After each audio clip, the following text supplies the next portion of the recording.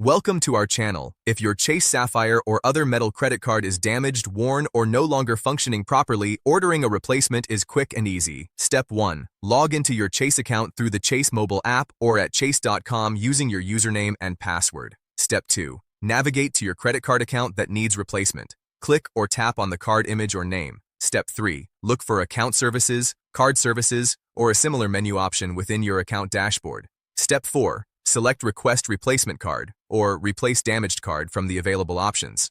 Step 5. Indicate the reason for replacement such as damaged, worn, or malfunctioning chip. Do not select Lost or Stolen if you still have the card. Step 6. Verify your current mailing address where you want the replacement card sent. Update if necessary. Step 7. Choose your delivery method.